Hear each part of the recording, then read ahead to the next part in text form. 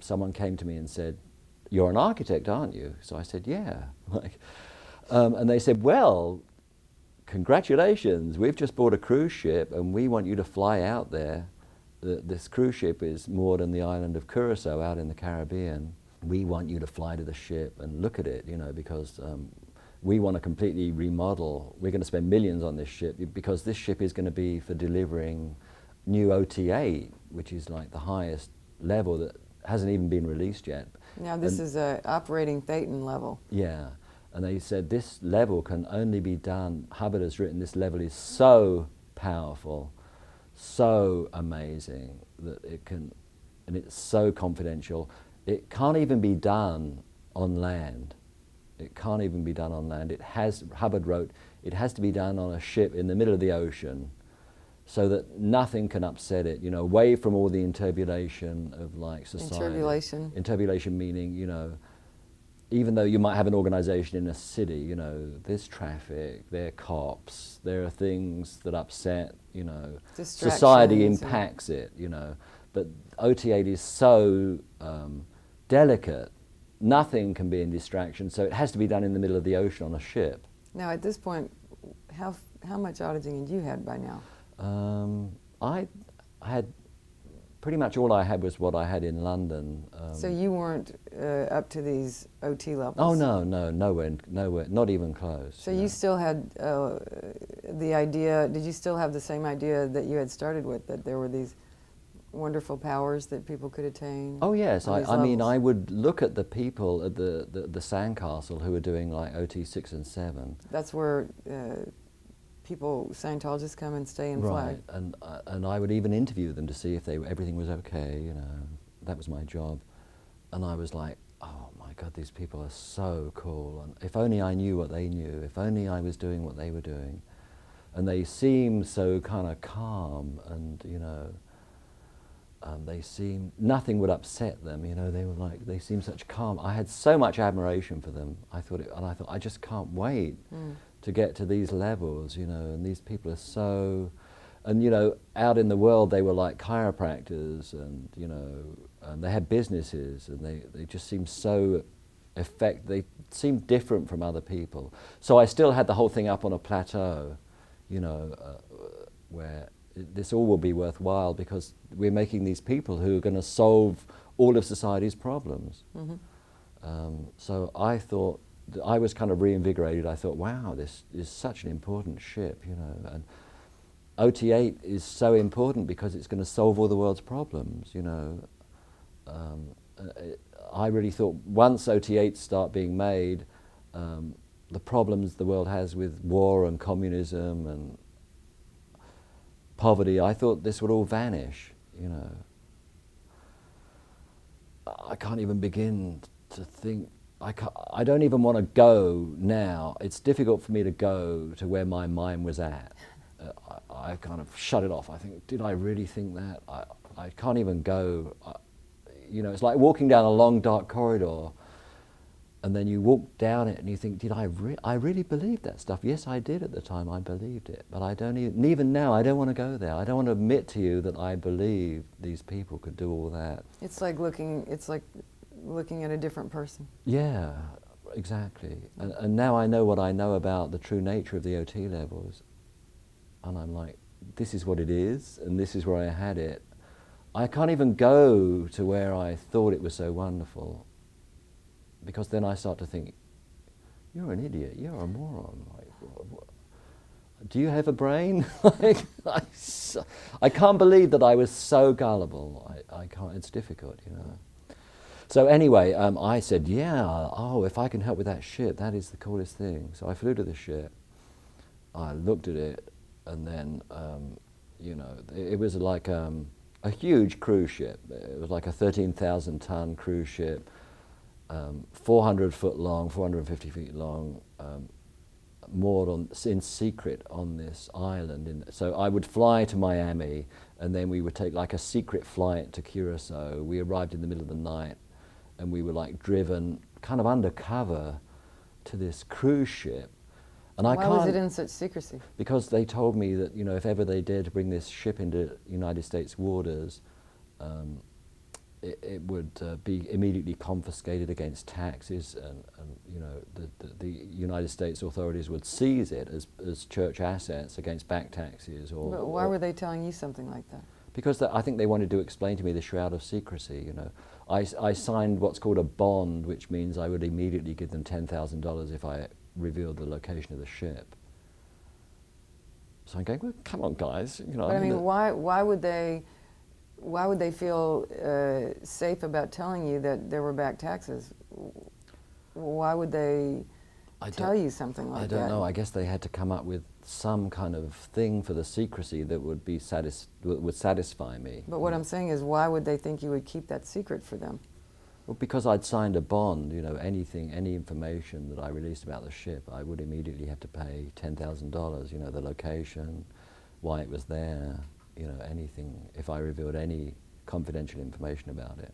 Did it ever occur to you that the authorities in the United States should know that this ship was sitting there? I would never have dreamed of that, you know. Because you're now protecting Scientology at all costs. Right. You know, so like all through the immigration and leaving the United States and coming back in, we weren't to mention it. You know, if we were going to Curacao as tourists, you know, we weren't to mention the Freewinds. Mm-hmm. So anyway, the night I arrived, like late at night, and in a veil of secrecy, I mean, I thought I was James Bond. James Bond, you know, like on a mission. It was so cool, you know. And then you see this huge ship there, and you go, oh my God, the church is so powerful. They have this huge ship they just go out and buy.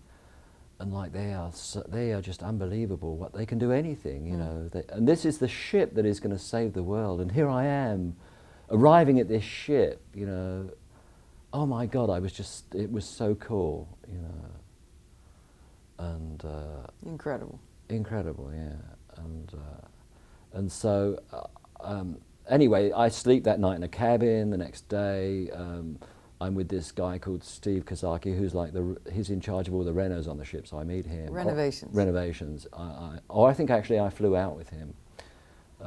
And he says, well, you know, so they have all these sketches by interior designers, like little sketches on bits of paper. And these are like sacred sketches prepared by like the LRH architect. They have a guy called Barry Stein and his girlfriend, whose name Carol, someone or other, and they are the LRH architect and the LRH assistant architect. I find out they're not actually licensed architects, therefore it's not legal for them to call themselves architects, but, you know, whatever. But hey. But hell, it's like, so, anyway. So they show me all these sketches and say, you know, this is the ship now. The ship is just like squalid. It's called La Bohème or something. And it's just like ugly, you know, like brown carpet, blue chairs, green curtains. And it's obviously, it looks like it hasn't seen a lick of paint in 50 years. It's just like, the cabins are just ugly, you know. It's like, you know, what kind of people would go cruising on a ship like this? It's like just horrible, you know. If you compare it to like the QE2 or like, you know, a cruise ship in Miami like Carnival Cruise Lines, it's just a joke. Inside it's so squalid.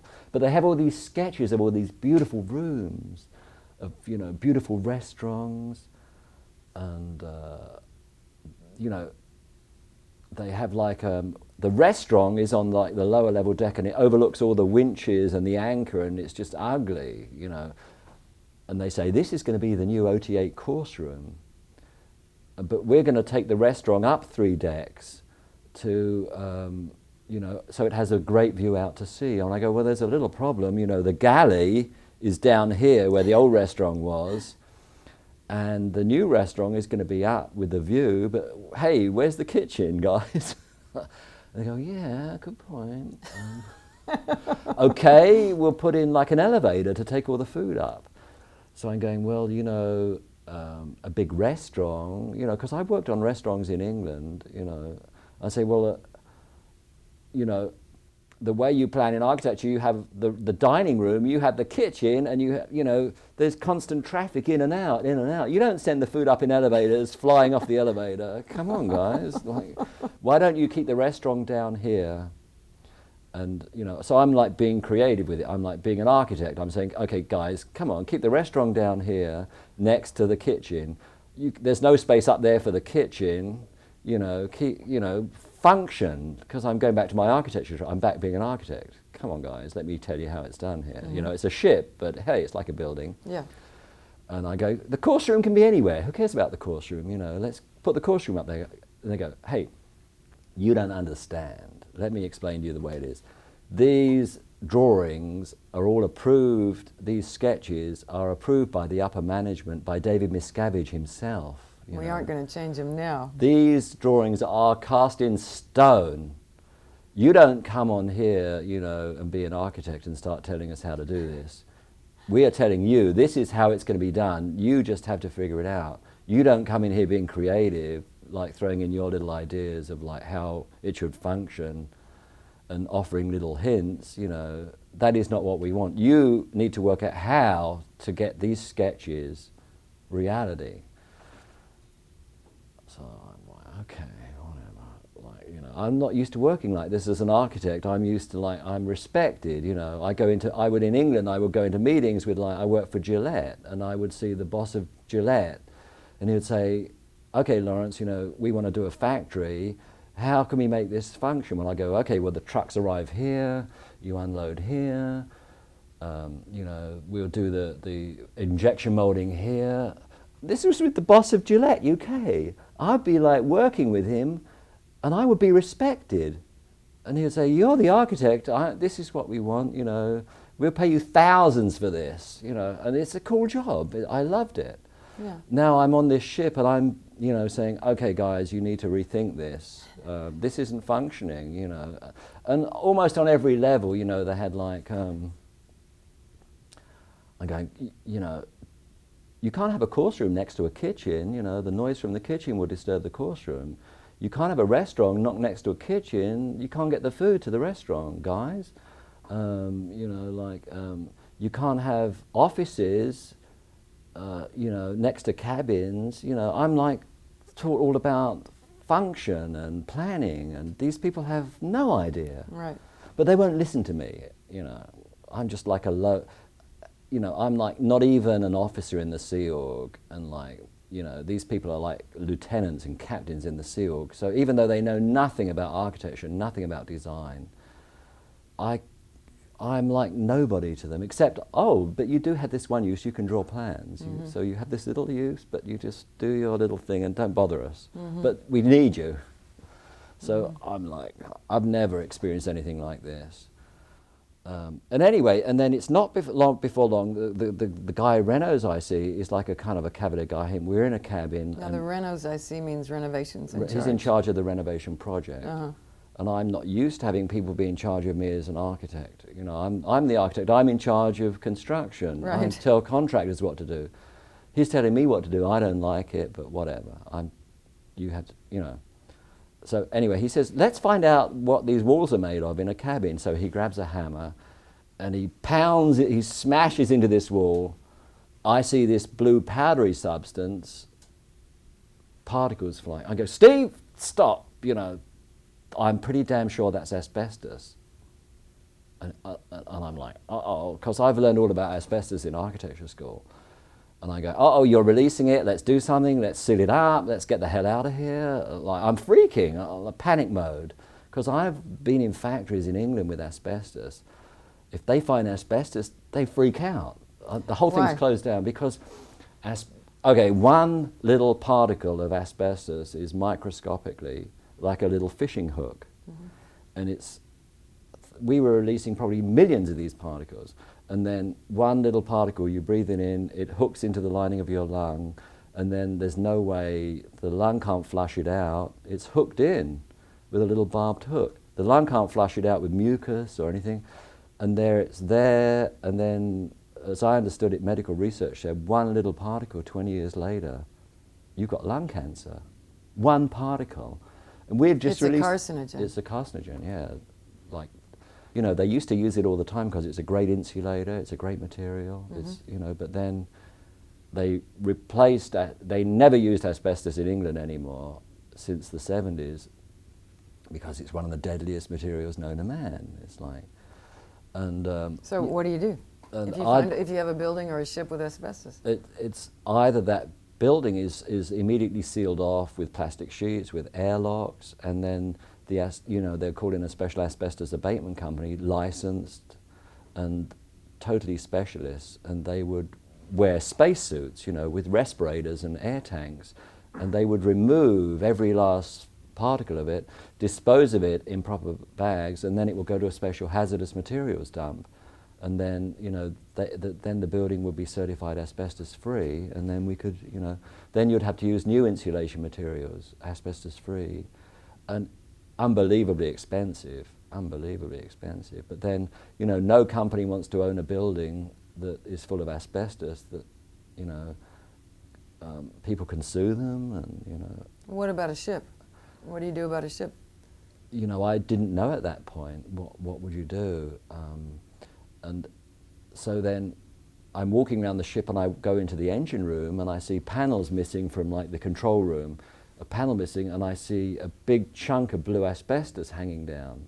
What I identify as blue asbestos. Now in my lectures in England, they told us that there's the deadliest form of asbestos is called blue asbestos. And I don't know if I'm being exactly technical correct or if the terms are the same in America, but I believe they colored it blue especially to show that it was hazardous. It's not blue, it's painted, it's dyed blue. Mm-hmm. And they said, if white asbestos, microscopically, one hook, it's like one little fishing hook. Blue asbestos is like a barbed ball of like hundreds of hooks, one particle. So if the one hook gets into your lungs and it doesn't hook on, the barb has hooks in all directions and it's going to hook on. So that's like the most deadly. Dangerous. It's even more dangerous. So I'm like, okay, so I said, I will find the chief engineer on the ship, who's a guy called Wack Alcock. I think he was from New Zealand. And he will know. So I go to him and I say, sir, you have asbestos in your engine room just hanging there. And he says, it's not asbestos. I'm the engineer. It is not asbestos. What did he say it was? I said, yeah. So he said, it's just insulation. So, okay, I can't believe this. So, and I'm like beginning to question my own education. I'm pretty damn sure. I've been to lectures on it and they've shown it to us in class. Like, so were there any plans for this ship? Yeah, I then went, into his office and I found a full set of blueprints. The ship had been built in Finland, I think in 1968, and they're a full set of blueprints. I pulled them out. I think blueprints, at last I know what I'm doing.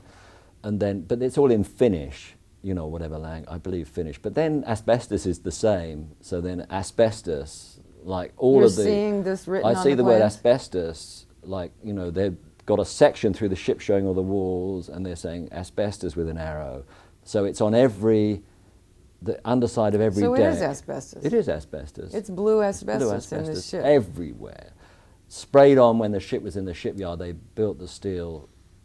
They built the hull and then they just spray it. Now, isn't asbestos so deadly that, it's actually illegal to have any asbestos at all in a structure where people are going to be? Right, exactly so, yeah. And it's, back in England, they made it like a criminal offence to knowingly have asbestos, particles released into the air. If you do it by accident, then, but as soon as you knowingly release it or don't do anything about it, you can, it's a prison term, a huge fine. Well, and these people knew, they had the also in plans. California, in the whole of the United States, it's the same. Very, very serious, So I've been schooled in this, you see asbestos, you like scream and get it handled. Yeah, and get out of there. And get out of there, yeah. And so anyway, I was running around going, asbestos, asbestos, everyone run. And they're going, whoa. Can't believe it. And they won't listen to me. So this chief engineer, Wack Alcock, said it's not asbestos? He said, it is not asbestos. He said, I'm the chief engineer, blah, blah, blah. I knew it was, I had no question in my mind.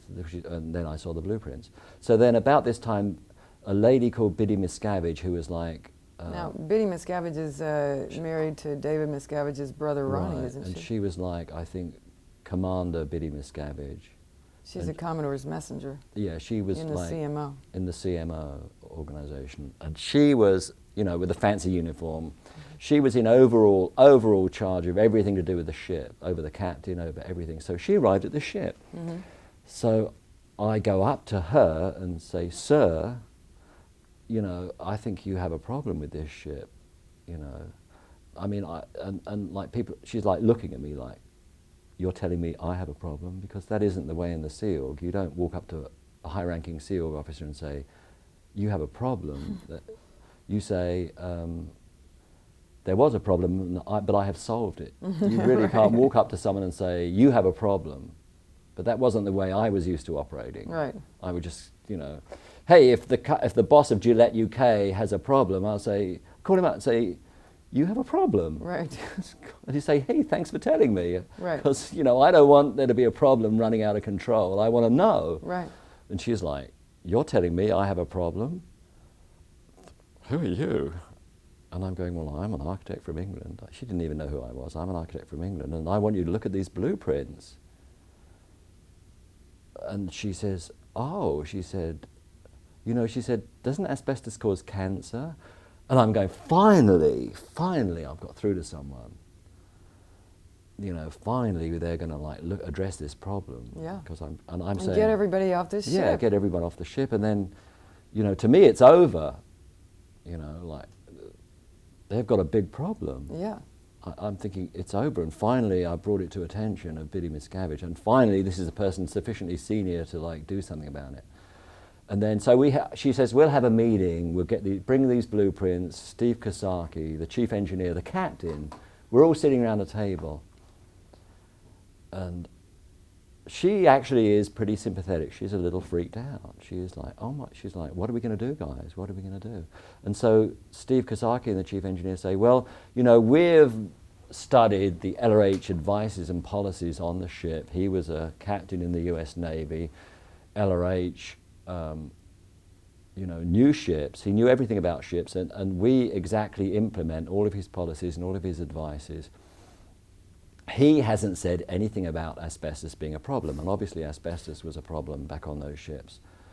And then, but he did mention fiberglass as like being like, fiberglass is like long needles microscopically, and it can irritate you, and you can breathe it in and it's nasty. So, "Sir, Mr. Miscavige, sir, we have ripped all of the fiberglass out of the ship," and sure enough, there's a big pile of fiberglass on the dock. And I'm going, "Well, excuse me, you know, excuse me, fiberglass isn't hazardous. You know, fiberglass is commonly used as insulation in buildings, and no one says it's a problem."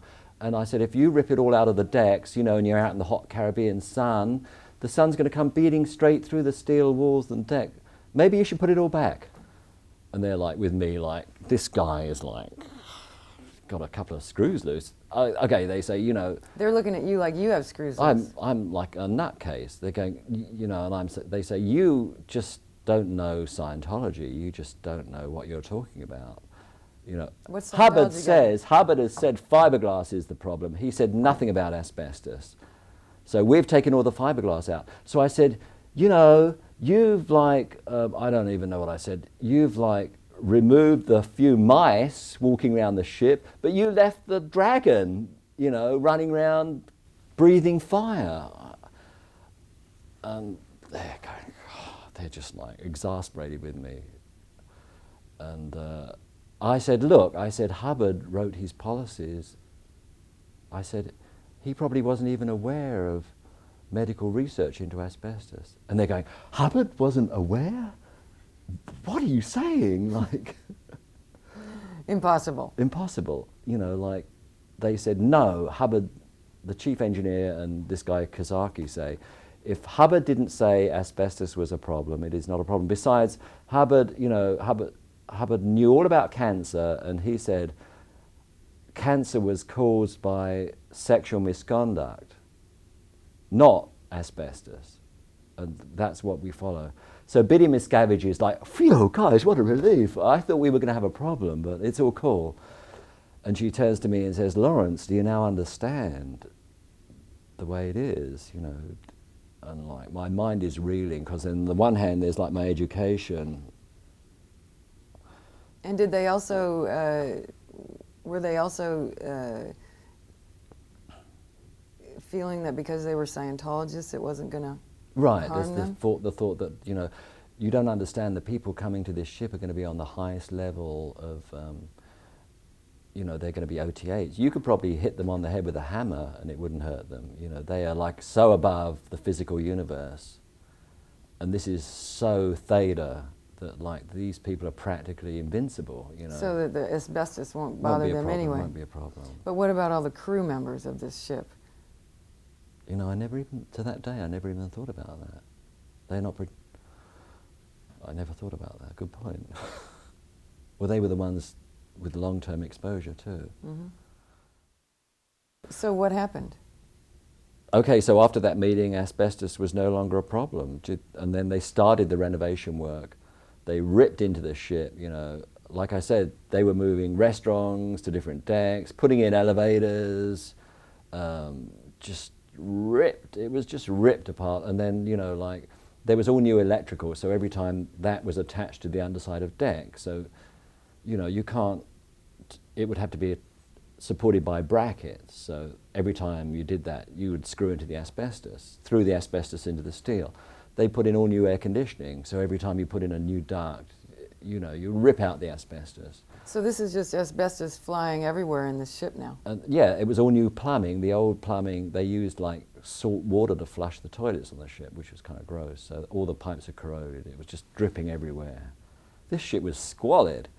And it was, so asbestos, they would just scrape it away, you know, with no mask, no nothing. Just, people would be covered in blue. Oh my God. Just, people would be just covered in blue asbestos.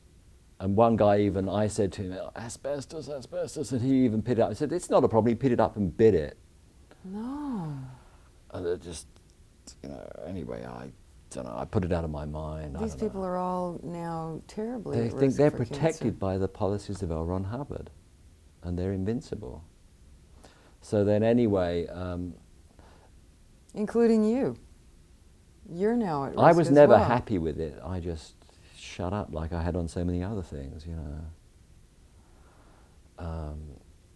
So then anyway, they fell behind with the work. It was falling behind schedule that they wanted to release OT VIII. So they hired a ship fitting company out of England, Southampton, England, who worked mostly in Miami on refitting cruise ships.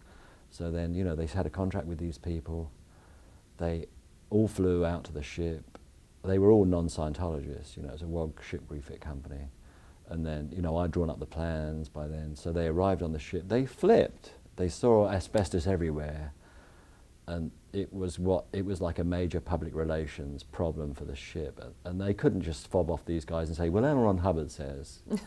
Because it, you know, they're used to ships. They knew what they were talking about. Well, I mean, when these people came and voiced the same concerns that you had voiced, did Bitty Miscavige or Whack Alcock or any of these people then come to you and say, maybe you're right? No, they never said that, but they, at the same time, they had to address it because, you know, they didn't want like a big public relations flap with this like non-Scientology company, possibly reporting them, threatening to just immediately pull off the project, which they did, you know, they threatened to immediately pull off. And so they, you know, I mean, I think this company, by rights, they should have just pulled off because they had the health of their guys to consider.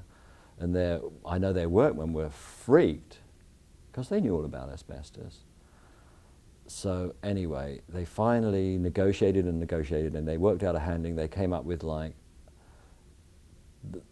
any time asbestos was uncovered on the ship, they wouldn't just hack into it. They had a little crew they made up of about 4 guys wearing like, you know... 4 guys from this company? No, 4 guys who were SEAL members. Oh, SEAL 4 members. Scientologists. And they would like wrap themselves in sheets and they would put like, you know, disposable masks on you used for like... But so you that don't doesn't breathe protect you from asbestos. No. And they were armed with spray bottles of water and paint, spray paint. And so they would run over to the asbestos problem where it had been exposed and spray it. But that doesn't resolve it, does it? No, but you see, it's better because the fiberglass is really, I mean, asbestos is really dangerous when it's dry and flaking and airborne. It goes airborne, the particles. So, but now if it's wet, if it's in a bucket of water, you know, it can't become airborne. Or if you spray the wall. If you spray the it wall, will temporarily, it temporarily is wet. Temporarily. You wet it down, and then if you spray paint it. And this company was willing to subject its people to that kind of danger? Well, you know, they'd signed a contract probably worth $400,000 or $500,000. But those they're people, committed to it. But those people are now at grave risk. Yes. From exposure to asbestos. Yes. Do you remember the name of that company? I believe it was based in Southampton. I believe it was called like CCL or something. I can find it out. CCL. They should be alerted. Yes. Yeah. Well, they knew. They knew. So I don't know. They had like rather secretive negotiations with them. I don't know if they offered them more money. I don't know how they, because when they came to the ship, they were outraged, and then they were going to pull off, and then they agreed to work on the ship. But, you know, under the conditions that if, you know, when the asbestos was found, these guys would run over and spray it and wet it. So they finished their project? No, I wouldn't say. I would say that things went badly with them, and no, they, you know, the ship, their workers were extremely unhappy. I mean, I remember they would sleep in the cabins wearing these dust masks, you know, and I remember talking to the workers, and they're going, they were English, you know, I was English, they were English, and we were kind of friends, and they were befuddled, you know, like they were worried about their health, they were worried about our health. They were like, if this is Scientology, what are you people doing? And they were like, we want out of here. They were so unhappy, so unhappy. And they were like, we've got wives and kids, you know. So I would say they just stayed a few weeks, and then things fell apart. You know, there were arguments about the work, the materials weren't arriving on time. There were a number of factors, but they left. They left in October, and this 1987. Is 1987. Yeah, and the ship was so far from complete. It wasn't, you know, they did hardly any work really. It was so far from complete. So then the people running the ship had this bright idea: let us recruit from Los Angeles, from Clearwater, from anywhere in the United States, Scientology carpenters, metal workers, plumbers, electricians. Let us have our own work crew of, like, not SEAL members, but public Scientologists, anyone who's to do with contracting. Let us bring these people on the ship. We'll pay, you know, they'll get full room and board and stay in the cabins. And then they will be paid like $800 a week tax-free, you know, because it's in the Caribbean. And they will work and finish the ship. And then they were controllable because they were Scientologists. You know, they couldn't. They had ways to control them. You know, they are not allowed to sue the church. There is no legal recourse if you're a Scientologist unless you agree to be kicked out of the church. Did any of these people ever voice an objection to being subjected to asbestos? No, they didn't seem remotely worried about it. I mean, some of them, I don't know. Were they told? Were they aware of it? No one pointed it out to them, for sure. No one said, look, this is asbestos, guys. Time to freak out. But some of them, as they worked in construction, I can't imagine, didn't know. Did you ever tell anybody? I don't think I discussed it with them. Do you remember any of the names of these people? Yes, yeah, I do. I mean, I could reconstruct a list. They should be warned. They should be warned, yeah. They should be, and there were maybe 100 of them. So anyway, they then got to work, and the ship was just finished up.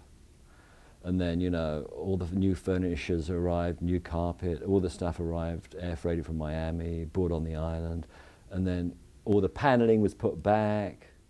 But, you know, for example, the decks would have like long corridors, and then, you know, you'd have the steel deck, and then you'd have the layer of asbestos, and all the pipes running in that, and then you'd have like a false ceiling with more asbestos tiles in like a metal, supported in a metal grid, and that would be the finish that you'd see.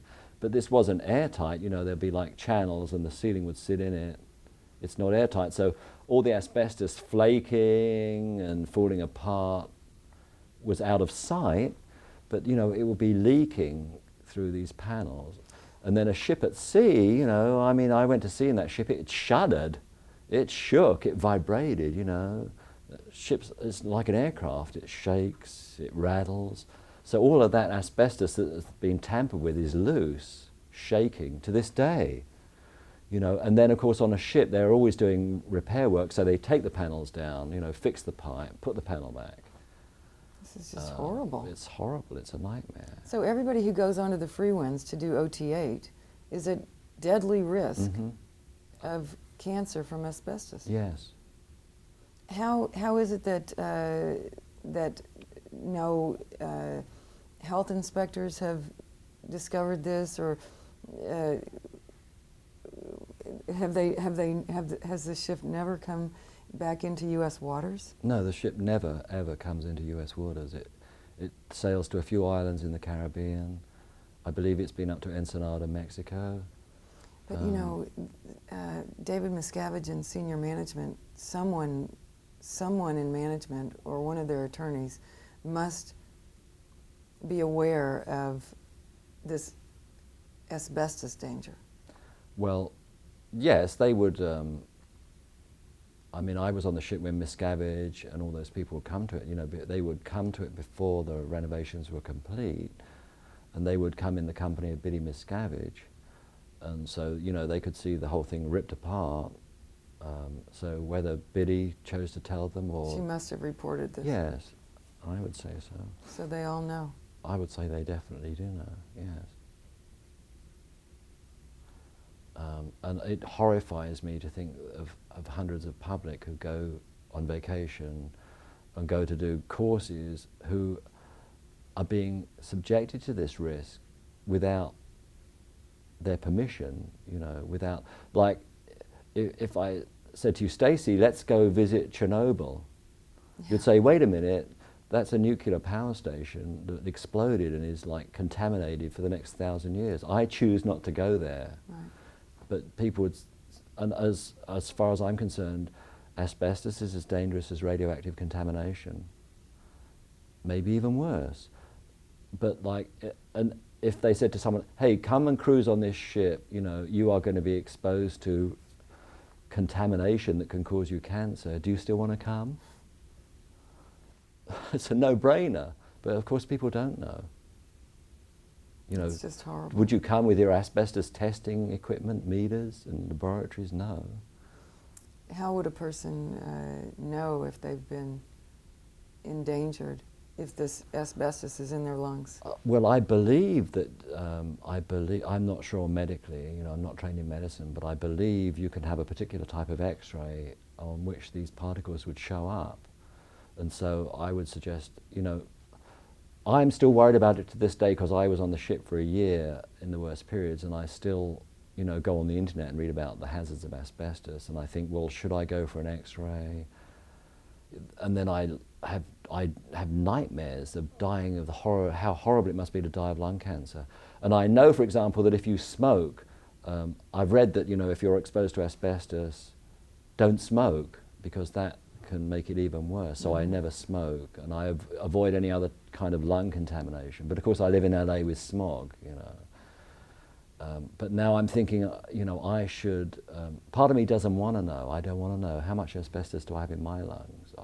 You know, because I have 2 daughters and a granddaughter. I don't want to die in 10 years of lung cancer. I don't.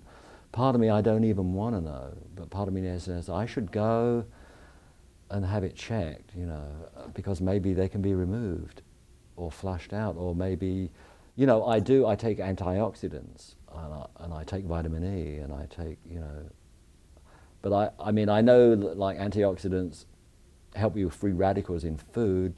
Can they do anything about little microscopic hooks in your lungs? You know, and if I feel short of breath or something, I think, uh-oh, is it my time? You know, it's like, I live with it, and then all those other people there live with it. You know, they don't even know. You know, so I'm thinking now when I go back to LA, I will get tested. You know, maybe they have advanced technology body testing. I don't know. I think you should. I would like to know.